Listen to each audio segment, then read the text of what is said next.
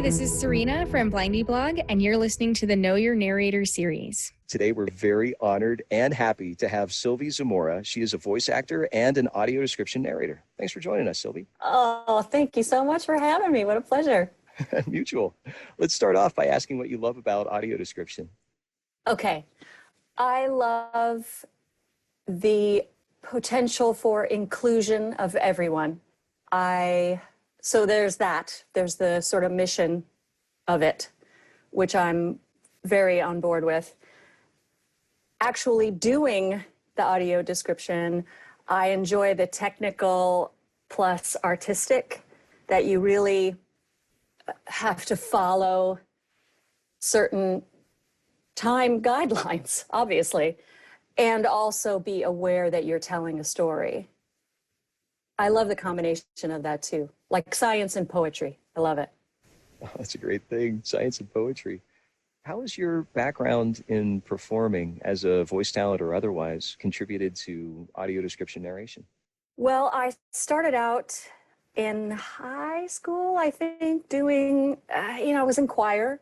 And then as soon as I graduated, I started taking voice lessons and doing civic light opera. So I began in musical theater.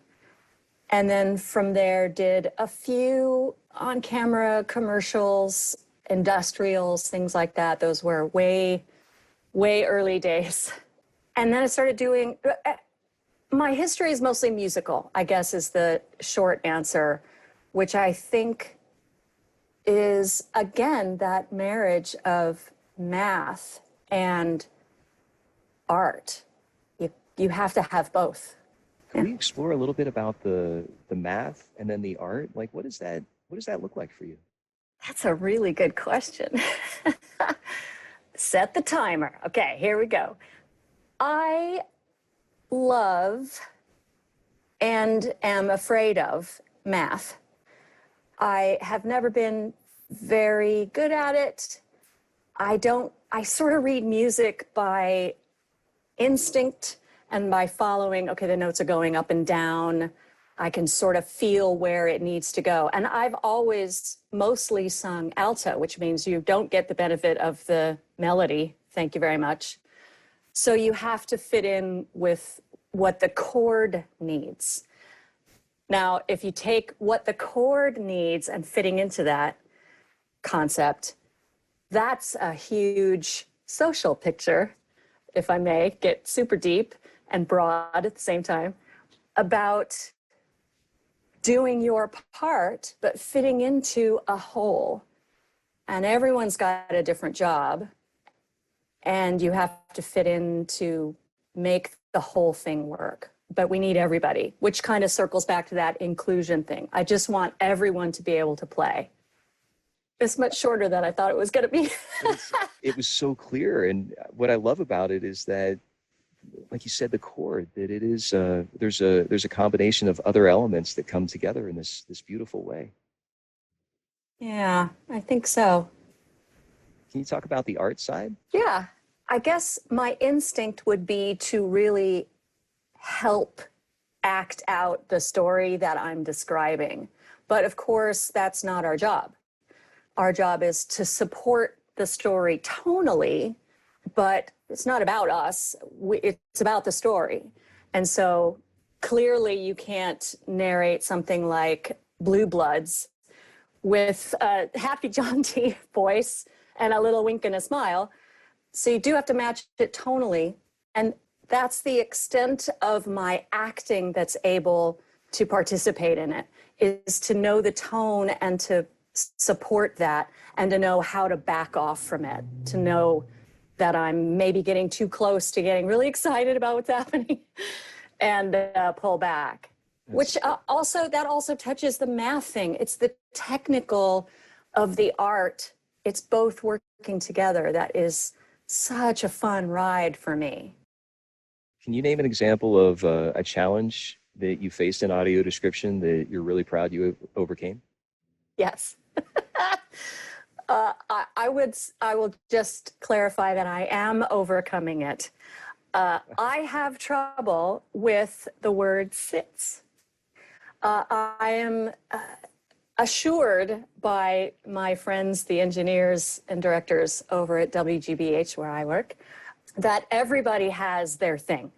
I'm not the only one who has a word or a group of letters that brings up your heart rate and makes you panic. And for me, it sits. And the way I could say it now. Sits. He sits. She sits. The bespectacled man sits. No problem. He sits at his desk. Easy peasy. But there's something about reading it that triggers that, you said that wrong one time. Probably going to say it wrong again. Which is such a hard thing to let go of, that any of those voices of doubt that play in our head at any point for any reason.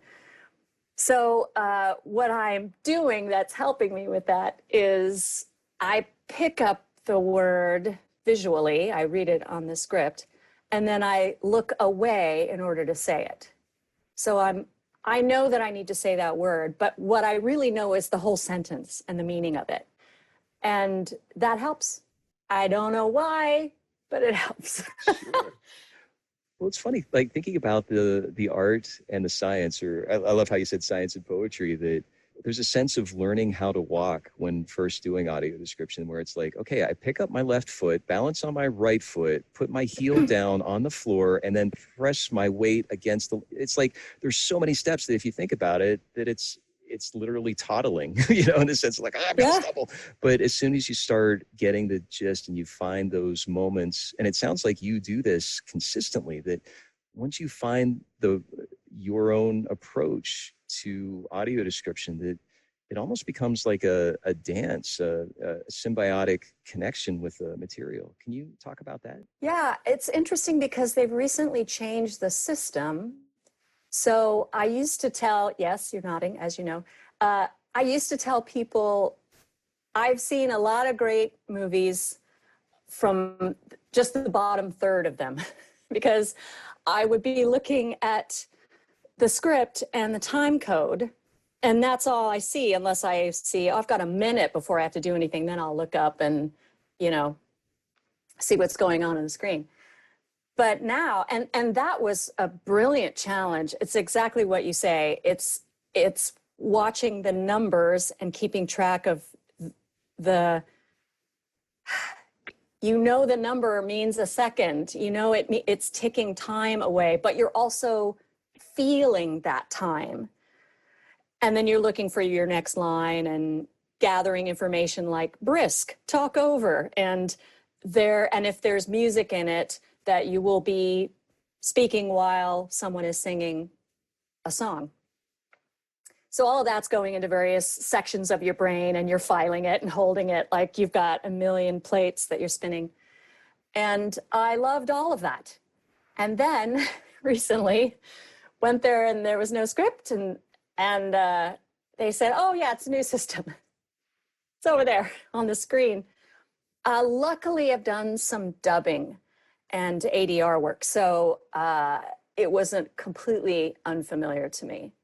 But it's a different version of that same gathering of information that you need, and the timing of when those two bars are moving together, and not knowing what's next on the script.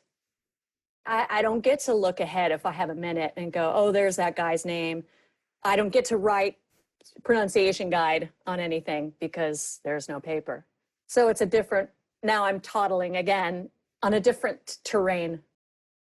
If you were to think about where you would love audio description to go based on your experience, whether as a narrator or just, as you had said, the inclusion of everyone, where would you like it to go?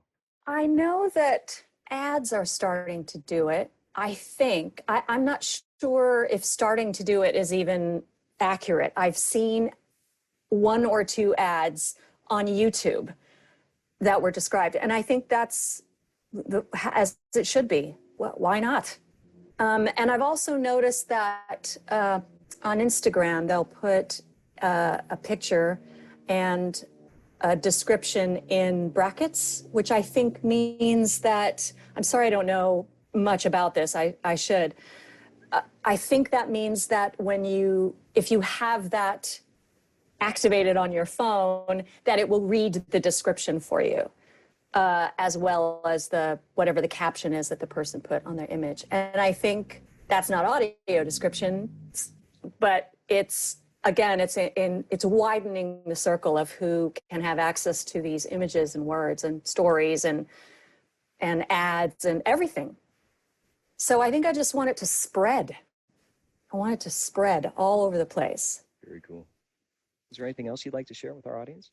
At the risk of sounding really cheesy and sappy, I love this gig. I love this gig. I love that it doesn't matter if the show is brilliant or important per se. I'm doing air quotes. It's that somebody created this show, and why not make it so that everybody can participate in it? It's fun to do. It's a fun ride. I have seen the lower third of many good films. I'm quite proud of it. I'm proud of doing something that matters and is fun. How extraordinarily lucky is that? Super grateful. How can people reach you on social media or websites or anything? At Silvie Zamora. And also, I am a podcaster. I have a podcast called Life Lab Notes, and that is also on Instagram and Facebook and your local podcast shop, Shoppy. Life Lab Notes. And the website for that is lifelabnotes.com. You can also email me through that. Very cool. And can you describe what Life Lab Notes is about for our audiences? I can. Again, it's including everybody.